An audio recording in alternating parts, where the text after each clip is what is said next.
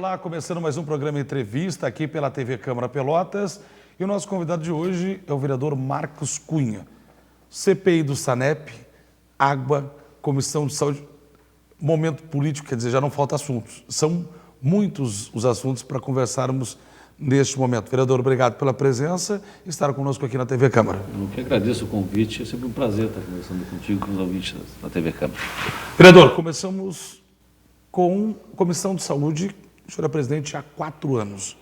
O que o senhor analisa esse momento em que a comissão segue atuando, denúncias acontecendo, mas ao mesmo tempo um processo de fiscalização que é permanente da comissão? Como é que está esse quadro hoje na cidade? Em primeiro lugar, agradecer a confiança de todos os vereadores, que eu fui eleito por unanimidade nos 4 anos do mandato. Quer dizer, então, é uma prova também que o nosso trabalho foi a contento. Quer dizer, os vereadores reconheceram o trabalho da Comissão de Saúde como um trabalho eficiente. Então, eu quero primeiro agradecer o reconhecimento dos meus pares. A comissão continua, nós fazemos um trabalho de fiscalização permanente. Aqueles telespectadores que estão nos ouvindo podem até entrar no Facebook, lá na página 12 Marcos Cunha, no Facebook, ou procurar por nós ali no gabinete. Fique à vontade, porque nós estamos sempre abertos, ouvindo as reclamações da comunidade e investigando. Nós estivemos ontem fazendo uma visita de fiscalização na central, na farmácia central, verificando ali, de acordo com os dados que nós já tínhamos das farmácias das UBSs, fomos verificar como é que estava a farmácia central. Bom, é um quadro completamente diferente daquele que nós observamos nas UBSs. As UBSs não têm um responsável pela farmácia, não tem um farmacêutico que conhece medicamentos. Então, o controle das UBSs e até o acondicionamento dos medicamentos nas UBSs é extremamente precário. Bom, as condições físicas das UBSs, eu já disse várias vezes, muitas delas são insalubres, não mereceriam estar abertas. Nós tivéssemos um controle da vigilância sanitária também sobre as UBSs, muitas, eu arriscaria dizer que a maioria não passaria. Um dos exemplos foi aquela do Navegantes, em que o senhor esteve junto com a Comissão de Saúde, com uma situação bastante precária, teve uma negativa da Prefeitura, que poucos dias depois anunciou uma obra que possivelmente vai acontecer, não aconteceu ainda. O estado geral das UBS é extremamente precário. São raras as UBS que a gente pode dizer que estão numa condição digna de atender a nossa população. Mas a farmácia central, não. A farmácia central é um prédio adequado, tem ali 3 farmacêuticos controlando o estoque de medicamentos, então a gente já vê a preocupação exatamente para armazenar bem, para ter um acondicionamento térmico.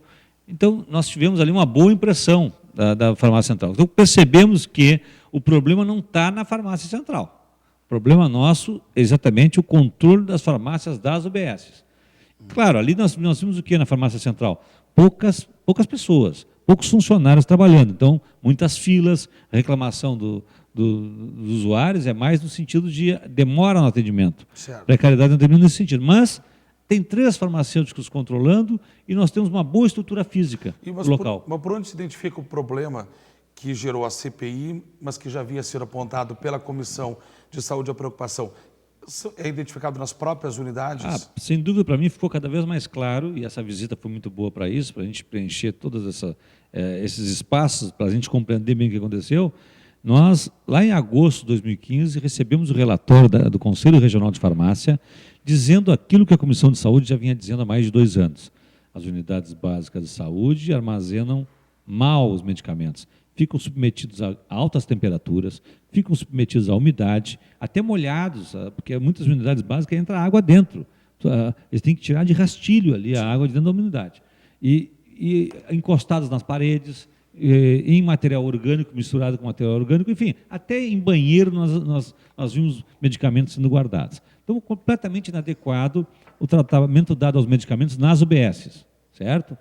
Por quê? Porque não tem uma farmacêutica responsável, não tem nenhuma pessoa responsável, quanto mais farmacêutica. Se nós vamos nas unidades básicas, muitas delas, Edson, não tem sequer um coordenador, uma pessoa que responda pela unidade.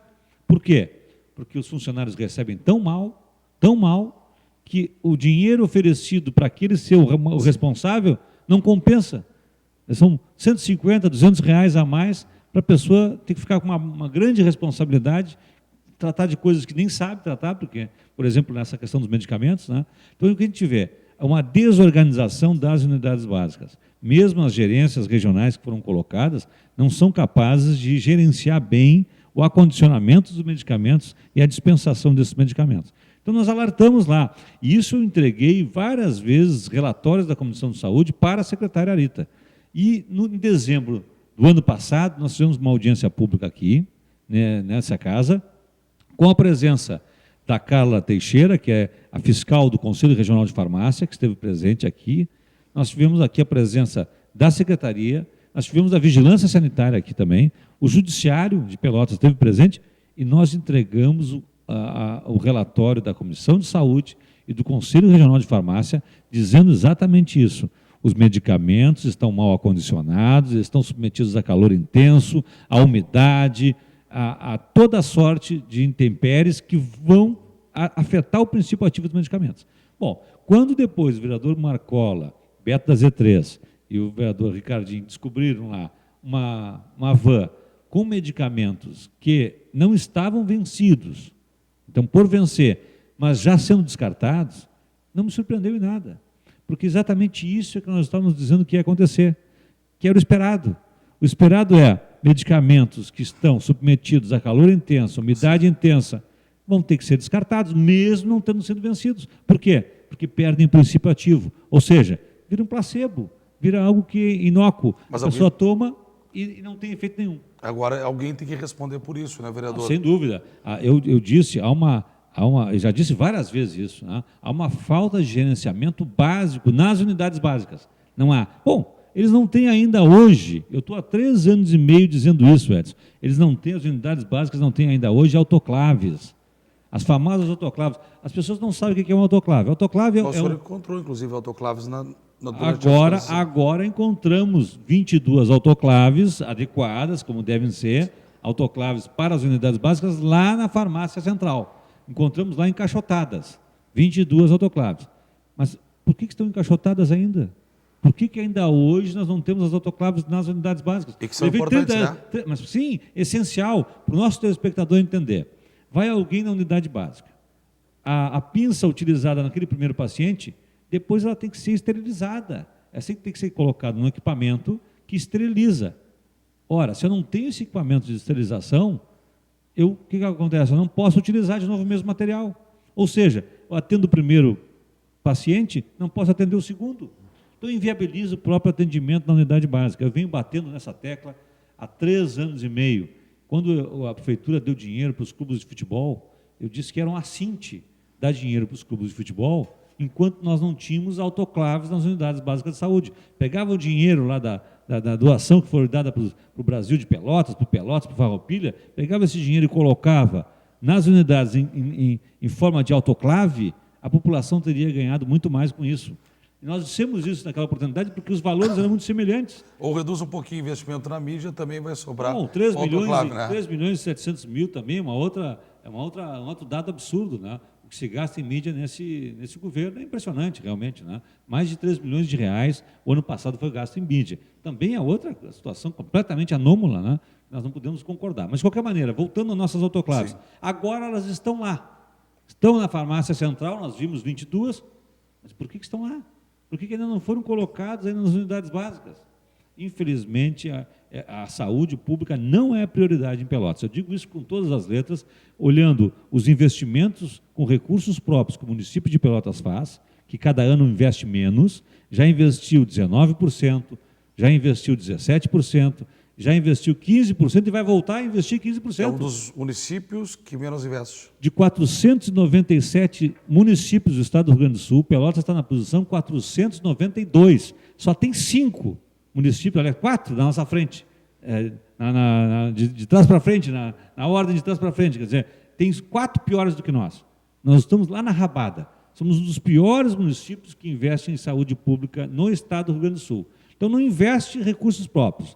Não coloca as autoclaves e os medicamentos adequadamente nas unidades básicas. Não faz manutenção mínima nas unidades. Uma das primeiras sugestões que eu apresentei para a secretária Arita, ainda quando eu tinha uma esperança que ela fosse realmente intervir, fazer algo positivo, lá no início do meu mandato, o que eu fiz? Visitei a secretária de secretária. Nós temos praticamente 9 mil funcionários públicos em Pelotas. Destaque aí 10, 15, para fazerem uma manutenção das unidades. Vai na unidade básica, arruma a cadeira quebrada, troca o azulejo que está quebrado, troca a tomada que não está funcionando, a luz que está faltando. Se fizesse uma visita diária, uma por dia, uma unidade por dia, fazia aquela manutenção que cada um de nós tem que fazer na sua casa. Nós sabemos que não basta ter um prédio, tem que manter o prédio. E um prédio da área da saúde tinha que ser exemplo, tinha que ser um prédio exemplar, tinha que ser limpo, tinha que ser iluminado, cheiroso, tinha que ser um lugar com um aspecto assim de hospital de primeira linha. Que a pessoa entrasse e, bom, agora aqui eu estou num ambiente saudável. Infelizmente não é isso que nós vemos na nossa unidade. Até porque tem um quadro dos servidores que nem tudo precisa ser terceirizado, muita coisa poderia estar sendo... Como foi o caso do muro do Colégio Pelotense, que eu recordo que gerou uma denúncia sua no Ministério Público. Claro, né? Porque é um absurdo. Né? Nós temos aí 9 mil funcionários e a todo momento nós estamos vendo atividades terceirizadas. Essa administração terceiriza tudo. Tudo que poderia ser feito pelos funcionários públicos municipais, que já são remunerados para isso, é terceirizado. Tudo é feito assim. Nós fazemos qualquer obrinha, ao invés de fazer com um pedreiro do município, é contratado uma empresa terceirizada para fazer. Isso, infelizmente, nós já vimos, já denunciamos isso, e o muro do Colégio Pelotense foi assim, um modelo para isso. Né? Eles fizeram um orçamento com uma empresa terceirizada, 8 metros de muro, queriam cobrar R$30 mil do município. Aí eu disse que isso era um absurdo, que nós tínhamos pedreiros, nós tínhamos tijolos gratuitamente entregues pelas olarias mensalmente para o município. Isso é outra questão que está ainda em debate no Ministério Público. Nós denunciamos que o município de Pelotas, não sei o que está fazendo com os tijolos, porque recebe mais de 15 mil tijolos por mês, que deveria estar utilizando nessas obras para levantar muro, para fazer escolas, não é isso? Para fazer reformas, mas nós não vemos isso. E onde é que são colocados esses tijolos? O Ministério Público está se encarregando de investigar também. Já fizemos essa denúncia. Mas se nós tivéssemos minimamente tijolos, temos os pedreiros, compramos o cimento, em um mês estaria feito o muro do Colégio Pelotense. Infelizmente, levou um ano e eles queriam pagar R$30 mil. Acabou saindo por 3.500 o muro do Colégio Pelotense. Mas só para ter uma ideia, a população tem uma ideia de como há um desperdício de dinheiro público pela forma de administrar, da atual administração, que terceiriza tudo. Tudo é feito pela iniciativa privada e em situações assim até um pouco suspeitas, né? Porque aqueles que acabam ganhando também as licitações, pelo menos as maiores, são financiadores de campanha do prefeito. O ginásio municipal está sendo feito agora na Praça Palestina, ali. A empresa que ganhou a licitação é a empresa que mais deu dinheiro para a campanha do atual prefeito. Quer dizer, aquilo que nós vemos no nível de país, parece que se replica, né? As empreiteiras financiam as campanhas e depois ganham as licitações. É por isso que toda aquela contrariedade de impedir empresas que fizessem a doação de campanha. Nós fizemos um projeto de lei que proibia exatamente a contratação das empresas financiadoras de campanha, tanto por parte do Legislativo quanto por parte do Executivo. Nós fizemos uma legislação que foi aprovada por essa casa, diga-se de passagem, mas foi vetada pelo prefeito. O prefeito não aceitou. Voltou para essa casa, nós derrubamos o veto. Mas, pasmem, o veto do prefeito foi dado baseado no parecer da FEBRABAN, da Federação dos Bancos. Ele não pediu para o assessor jurídico dele, para o procurador jurídico do município fazer o parecer contra aquele meu projeto de lei. Não, ele pediu para a FEBRABAN, para a Federação dos Bancos fazerem. Então, a Federação dos Bancos fez o parecer contrário ao meu projeto e o prefeito assinou embaixo. Veio para essa casa, nós derrubamos o veto do prefeito também. Então, essa casa fez a sua parte. Bom, aí eles entraram na justiça. Está sendo feito o debate judicial. Eu espero que o judiciário agora, nesse momento que o STF reconhece a ilegitimidade do financiamento privado feito por empresas para a campanha política, dê um ganho de causa e nós possamos ter em Pelotas uma norma de moralidade pública que avance, né, e não haja retrocesso. Estou conversando com o vereador Márcio Cunha, depois vamos entrar diretamente na questão do SANEP, que tem duas pautas: água, né, a mudança e as implicações que esta mudança trouxe para a população, CPI do SANEP, e vamos falar não tem como deixar de falar do momento político, né? Claro. Depois do intervalo, nós retornaremos com um programa entrevista aqui na TV Câmara, conversando com o vereador Marcos Cunha.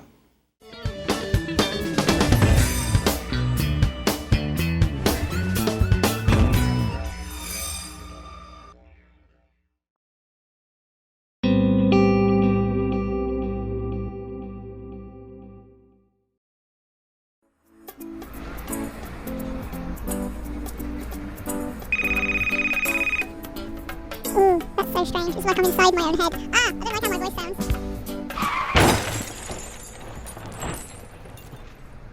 O celular, quando utilizado no trânsito, tira a atenção do motorista e aumenta em até 400% o risco de colisões. Seja prudente, evite acidentes. Uma campanha TV Câmara Pelotas. Esse ano, as eleições contemplam os cargos de prefeito, vice-prefeito e vereador. Do dia 20 de julho até 5 de agosto, vão ser realizadas as convenções partidárias, destinadas a deliberar coligações e escolher os candidatos que vão concorrer.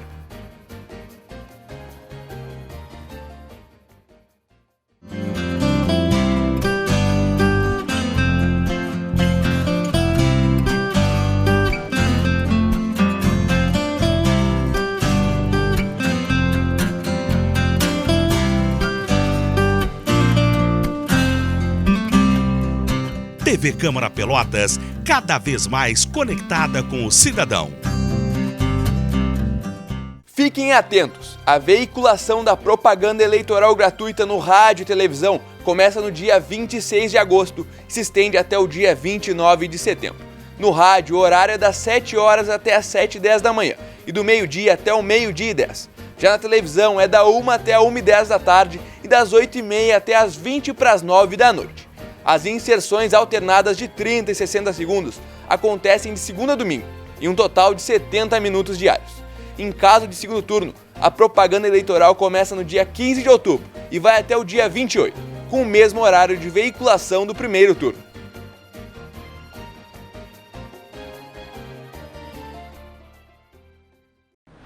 A cada ano, mais de 270 mil pedestres morrem no mundo por causa dos acidentes de trânsito.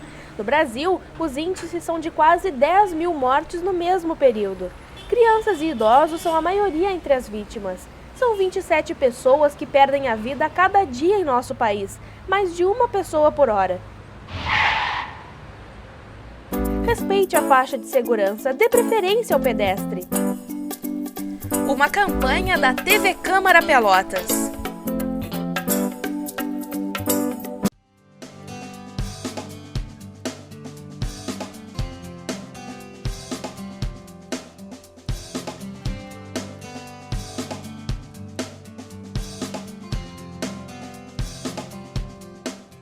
TV Câmara Pelotas, cada vez mais conectada com o cidadão.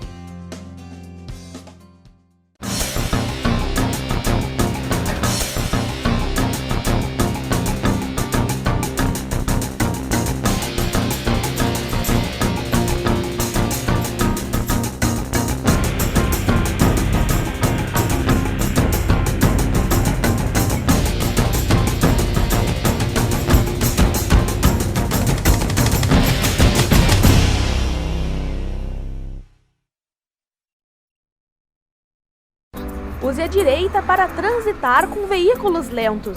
Sinalize com o pisca para mudar de pista.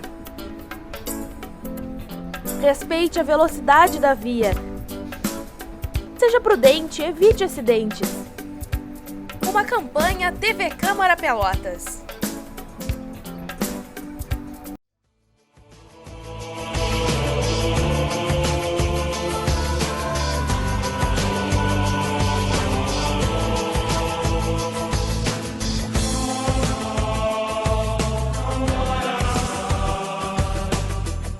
TV Câmara Pelotas, cada vez mais conectada com o cidadão.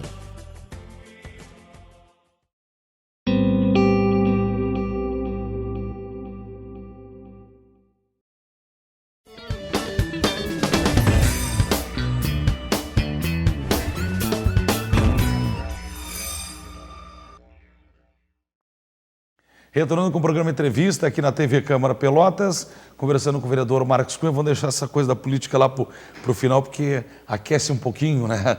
Mas, vereador, o SANEP tem dois momentos no seu mandato. Primeiro, questão quando houve a votação da mudança da forma de cobrança de área construída por consumo, o senhor foi um dos vereadores que votou contra. Por quê? Que tipo de preocupação o senhor tinha no momento e diante de toda essa repercussão que está acontecendo agora?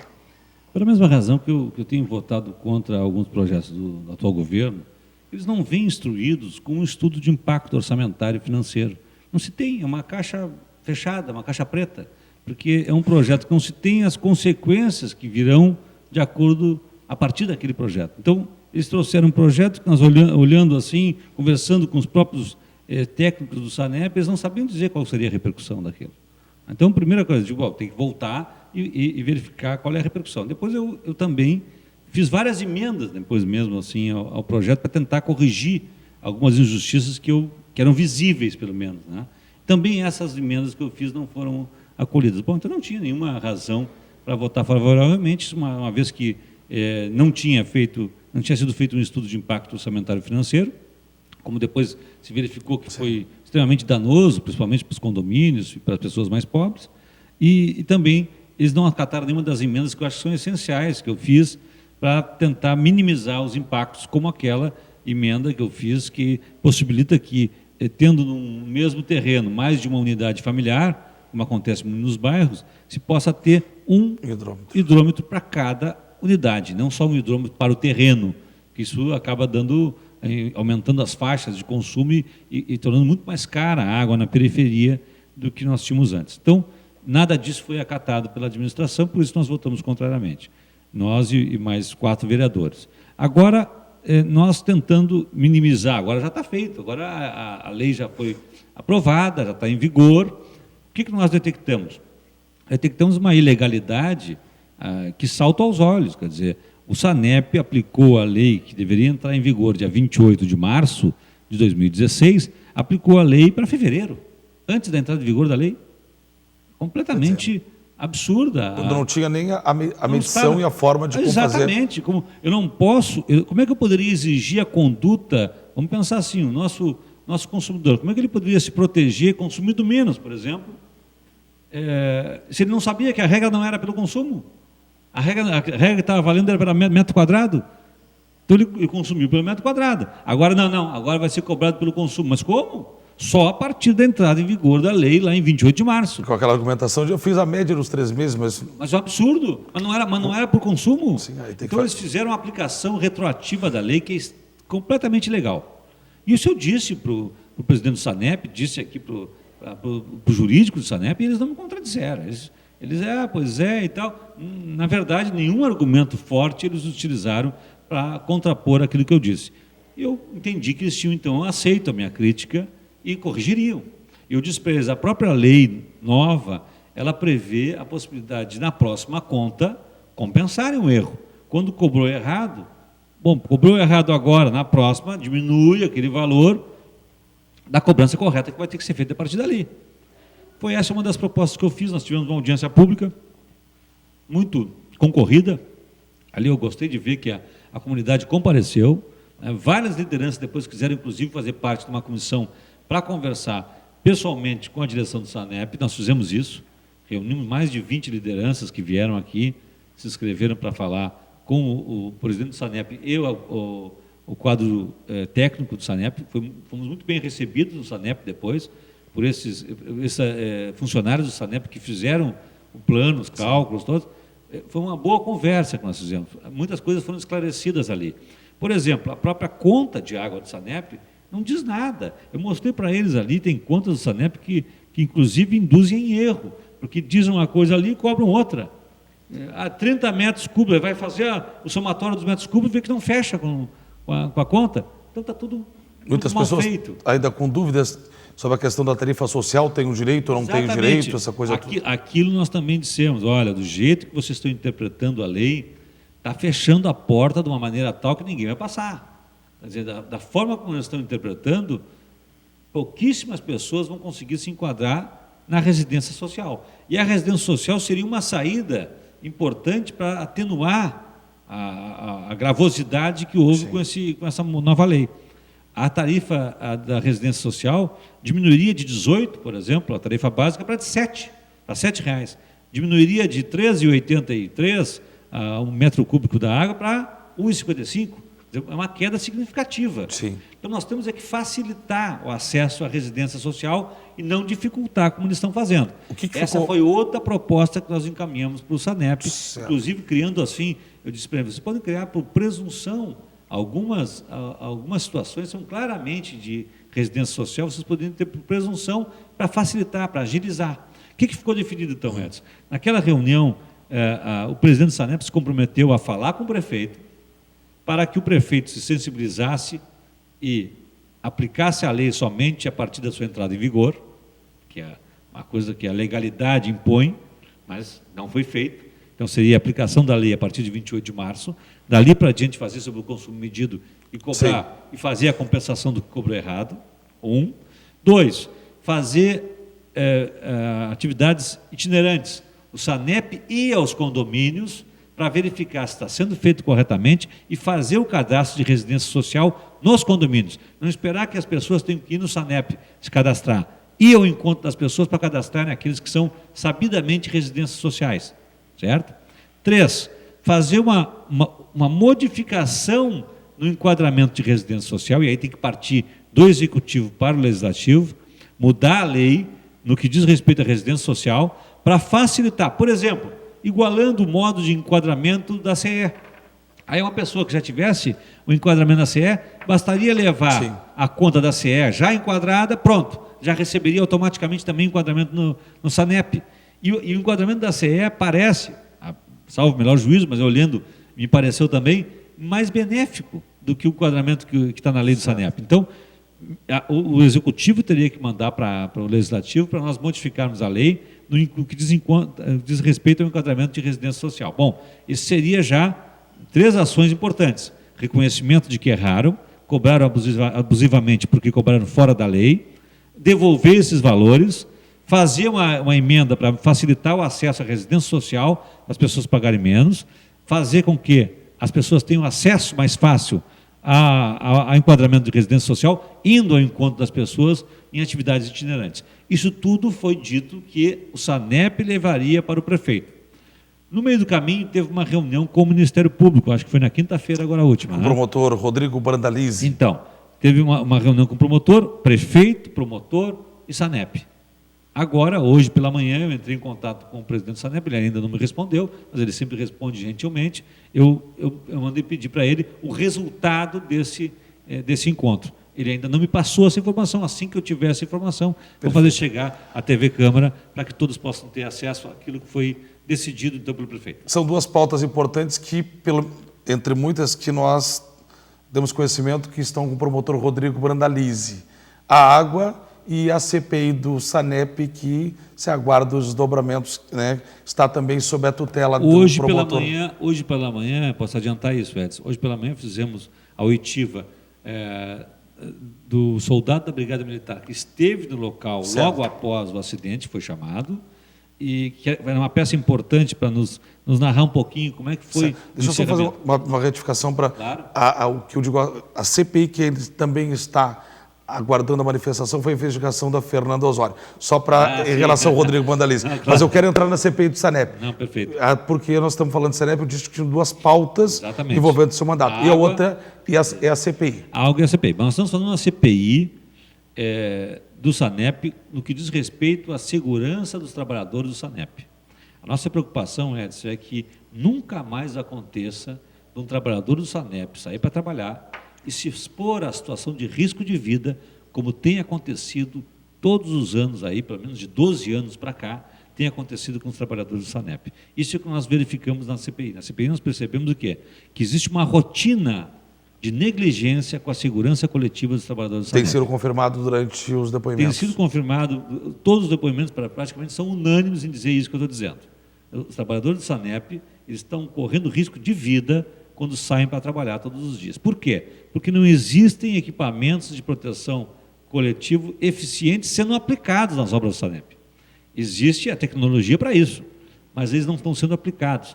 E a rotina é essa, não utilizar equipamento de proteção coletiva. O que é isso, equipamento de proteção coletiva? Por exemplo, escoramento. Quando se faz um buraco de esgoto de 2 metros, 3 metros, 4 metros, 5 metros, até 4 metros e tanto, como foi aquele que vitimou por soterramento, ele morreu soterrado vivo. O seu Jorge Coutinho estava trabalhando para o SANEP, num buraco de mais de 4,5 metros, para o telespectador entender, do chão até o teto na casa da gente, tem em torno de 2,5 metros, 3 metros. Eram 4,5 metros de profundidade que ele estava. É só olhar para o teto assim na casa da gente, a gente vê. Ele estava a 4,5 metros de profundidade. E sem um equipamento básico para aquele tipo de situação, que seria escoras metálicas que se coloca no buraco para evitar exatamente o desmoronamento. Porque não tinha esse equipamento, desmoronou o buraco em cima do seu Jorge Coutinho, que morreu por soterramento num domingo trabalhando para o SANEP, às 3 horas, em torno das 3 horas da tarde, numa obra feita ali, que nós estamos vendo agora também, em colaboração com os empreendimentos imobiliários que tem naquela região. Então tem ali, pelo que se apurou até agora, as empresas forneceram material e o SANEP estava fornecendo a mão de obra. Só que nós vimos o quê? Que era perfeitamente evitável a morte do seu Jorge Coutinho. Por quê? Porque equipamentos de proteção coletivo existem. Não se atendeu a legislação. Não se atende à legislação em nenhuma obra do SANEP. Isso que eu posso dizer dessa forma assim, genérica e cruel. Tá? As normas de proteção coletivas não são aplicadas nas obras do SANEP. O SANEP faz obras rotineiramente que colocam em risco a segurança dos seus trabalhadores. A partir dos depoimentos, quais são os outros procedimentos? Pois então, nós agora ouvimos todas as pessoas que estavam no dia que acabou desmoronando esses 4,5 metros de profundidade, desmoronando e matando o seu Jorge Coutinho. E todas as pessoas que estavam naquele dia nós já ouvimos. Agora estamos ouvindo também o policial que foi chamado naquele momento, após o acidente. E agora, por último, na quarta-feira que vem, provavelmente, se tudo correr bem, nós teremos aí a oitiva do presidente do SANEP, que é um engenheiro civil, e é presidente do SANEP, e vai ser chamado, então, para, na quarta-feira que vem, aí sim, ao vivo, às 11 horas da manhã, aqui no nosso plenário, agora com transmissão ao vivo pela TV, porque é o último a ser ouvido. Nós não dizendo que esses foram em caráter sigiloso? Foi gravado, mas não foi divulgado ao vivo, porque nós depois até podemos fazer um programa depois divulgando, não há problema nenhum. Eu só não quis divulgar o depoimento de cada um para não contaminar o depoimento dos outros. Para que cada um diga somente aquilo que entende que é verdadeiro. Para que cada um só se detenha e fale aquilo que tem convicção. Não seja contaminado pela opinião dos outros. Então nós fizemos a oitiva silenciosa aqui no plenarinho da Câmara, gravamos, a TV Câmara gravou, mas nós não divulgamos ainda para a população por conta disso que eu estou dizendo. Então o último depoimento nesta fase de coleta dessas oitivas manifestações com o presidente do SANEP. Eu estou plenamente satisfeito já agora. Existe o vereador Ivan e o vereador Toninho, que fazem parte também da comissão, que estiveram comigo nessa última oitiva, ainda estavam pensando se não era interessante ouvir mais pessoas. Na minha opinião, eu estou satisfeito. Por todas as pessoas, nós ouvimos mais de 20 pessoas, por todas as pessoas que nós ouvimos e pela unidade também dos depoimentos, não houve divergência nos depoimentos. Os depoimentos são lineares, são congruentes, todos eles indicam a mesma falha, todos eles indicam o mesmo procedimento.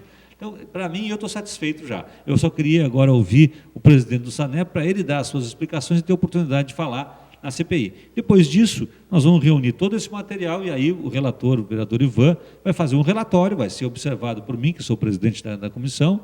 Se estiver de acordo com aquilo que nós entendemos como sendo um bom relatório daquilo que foi trabalhado, nós vamos encaminhar aí para as autoridades competentes. Perfeito. Vereador, momento político conturbado no país, mas antes de chegar no país, como é que o senhor analisa o atual momento da administração pública em Pelotas e o governo Eduardo Leite? Eu acho que o momento da atual administração, acho que é o momento de maior visibilidade, né? O prefeito atual conseguiu fazer, primeiro, investimentos pesados aí em mídia, né? Mais de 3 milhões de reais ele colocou ano passado e vem nessa onda. Depois ele conseguiu agora viabilizar algumas obras na cidade que tem visibilidade. Pegar Osório, qual é a via mais movimentada que a General Osório que nós temos, né? A população inteira passa pela General Osório. Então, vamos agora fazer uma obra na Osório. Claro que isso traz visibilidade, dá uma aparência de um governo que está trabalhando, né? A gente vê obras, vê as máquinas, né? E nós gostaríamos de ver isso o ano todo, né? Não só no ano eleitoral. Certo. Infelizmente, essa coisa do tapete preto, que é um tapete meio amarrotado, né? Porque de asfalto liso não tem nada. Quem passa na Félix da Cunha, e eu passo de bicicleta, eu vou na ciclovia da Félix da Cunha, ele é todo ondulado, não tem nada de liso. Eles rasparam o asfalto que tinha na Félix da Cunha, colocaram o asfalto ondulado dentro da Félix da Cunha. Na própria Lobo da Costa isso acontece também. Também, então não tem nada de liso, né? O asfalto não é liso, é corrugado. Mas, de qualquer maneira, dá uma boa impressão. A gente vê aquilo pretinho, né? O asfalto sendo colocado, isso tudo dá um aspecto positivo. Então, quem olha isso no centro da cidade, nessas localidades assim, eu acho que tem uma boa impressão até quem estivesse chegando agora, né? Certo. Mas quem viveu os 3 anos e meio até aqui e viu o baixo investimento naquelas áreas que são essenciais, educação e saúde, a gente vê que realmente o município não investe. Aliás, eu não tinha dito isso, mas em educação, o município de Pelotas também está na mesma posição, Edson. De 497 municípios do estado do Rio Grande do Sul, Pelotas está na posição 492. É fácil de guardar, porque é a mesma posição da saúde em investimentos com recursos próprios. Isso vocês podem ver no mapa social do Rio Grande do Sul, que está na página do Ministério Público do Estado do Rio Grande do Sul. Olhem lá, mapa social, botem a cidade de Pelotas, vocês vão ver que o que eu estou dizendo aqui são dados do Tribunal de Contas do Estado do Rio Grande do Sul, ano 2014, certo? Esse é o apanhado que foi feito. Então, o que eu estou dizendo aqui não é a opinião do vereador Marcos Cunha. Eu estou dando dados dizendo o município de Pelotas é o que menos investe em educação, é o que menos investe em saúde dos municípios do nosso porte. O PDT vai deixar o governo Sartori? Eu espero que sim. O senhor como presidente do diretório municipal? Eu, como membro do diretório estadual, já tive a oportunidade de externar minha posição, inclusive como membro do diretório estadual. Claro que depois eu fui vencido, né? Aquela coisa. A democracia interna do partido a gente tem que respeitar. A gente diz a opinião, mas depois o partido, por maioria, toma uma decisão contrária, nós temos que respeitar a decisão da maioria. Eu, internamente, dentro do partido, a minha avaliação, desde o início, foi que nós nem deveríamos ingressar no governo do Sartori. Nós até poderíamos não ter uma postura, que eu acho que é a correta, não ter uma postura de oposição sistemática. Eu acho que nós deveríamos ter uma postura de independência, que, aliás, eu acho que é a postura correta dos parlamentos. Isso, como líder da bancada do PDT aqui na Câmara, eu sempre defendi também. Nós temos 3 vereadores em Pelotas. Eu sempre defendi na bancada do PDT que nós tivéssemos uma postura de independência em relação ao Executivo, não de oposição sistemática. Tanto que muitos dos vereadores do PDT, ora votaram projetos favoráveis ao Executivo, ora contrariamente ao Executivo. Não tivemos votação fechada de bloco contra as propostas do Executivo. Propostas entendidas como boas para a cidade, o PDT apoia. Propostas que são entendidas como não são boas para a cidade, nós votamos contra. E isso há divergência, inclusive, entre os vereadores do partido, não há problema nenhum. Nós não chegamos a fechar questão sobre essa ou aquela posição, porque não foi uma questão ideológica que estava por trás, ou não nos pareceu naquele momento que fosse oportuno. Mas eu acho que o PDT não deveria nem ter entrado no governo Sartori e que agora se sai em boa hora. Né? Sai em boa hora. Já tentou, vamos dizer assim, corrigir os rumos da atual administração, mas já se viu que o atual governo ele dá explicações só para dizer não, né? Não dá explicações para como é que ele vai fazer para dizer sim. Bom, o último tema que fica nesta reta final do programa é o momento político no país, o que tem se acompanhado. Afastamento da presidente Dilma, Michel Temer assume, também é investigado, Eduardo Cunha afastado, Valdir Maranhão está lá, né, com uma série também de indicativos. Como é que o senhor está vendo todo este momento de conturbação, de perturbação política no país? Eu acho que é bem isso. Eu acho que nós estamos vivendo um momento muito grave, um momento muito difícil, um momento em que nós corremos um grande risco, inclusive para a democracia no país. Eu olho assim, apreensivo realmente. Por que eu estou enxergando? Eu vejo que, lendo os documentos do PMDB, e aí não é nem uma questão de apreciação da moralidade pública dos agentes políticos do PMDB. Eu não estou nem falando ainda de que o Michel Temer está citado na Lava Jato, que o Moreira Franco tem uma história, uma trajetória que não recomenda. Ele foi lá, governador do Rio de Janeiro, quem o sucedeu foi Brizola, que mostrou publicamente todos os descaminhos do governo Moreira Franco, lá quando era governador. Então, é uma história antiga, é de 84, 1984, muitos que estão nos assistindo agora nem eram nascidos nessa época, mas eu já era militante da juventude do PDT, me lembro bem.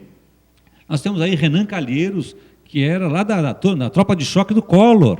Quando o Collor foi derrubado, porque ele, Collor, tinha dinheiro no exterior, o Renan Calheiros estava envolvido também lá. Então nós temos Renan Calheiros, nós temos esse outro, o Eduardo Cunha, que já foi afastado agora, que também faz parte do núcleo de poder.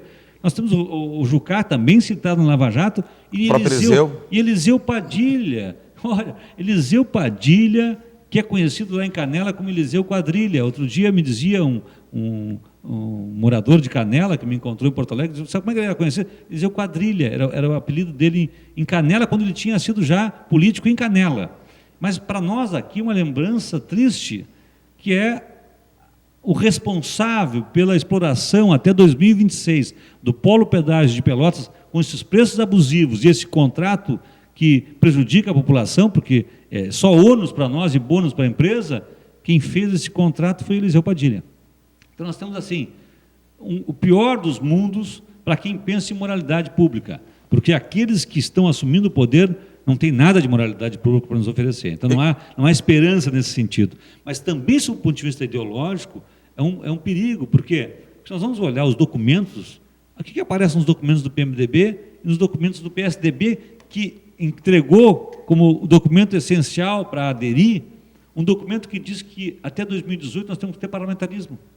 Ora, o que significa isso, telespectador? Significa o seguinte: eles assumem agora, fazem um parlamentarismo e jogam para dentro daquele congresso que você assistiu domingo votando, com aquela qualificação que vocês assistiram, e com aquela vinculação a nada ética, né? Nenhum princípio ético, aquelas vinculações que nós vimos, estão lá dentro do Congresso.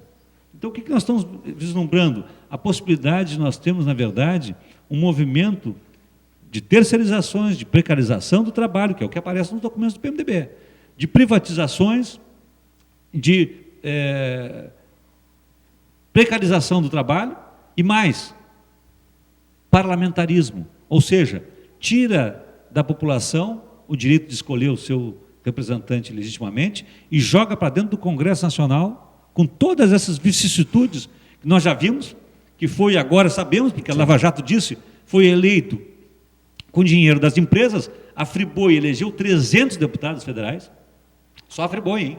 Não estou falando nem das outras empresas. Então, um Congresso completamente deslegitimado, a meu juízo, pelo próprio processo eleitoral, contaminado pelo dinheiro da corrupção. E qual seria a alternativa? A alternativa seria o TSE, o Tribunal Superior Eleitoral, verificando a contaminação das eleições pelo dinheiro da corrupção, dizer que essas eleições não foram válidas, porque o dinheiro da corrupção alimentou todos os partidos, alimentou todas as candidaturas e elegeu o Congresso que está aí, e elegeu o presidente e o vice, e faz novas eleições com um novo critério, que, aliás, o STF já criou um novo critério muito importante, proibiu o financiamento de pessoa jurídica para as eleições. Isso é muito importante.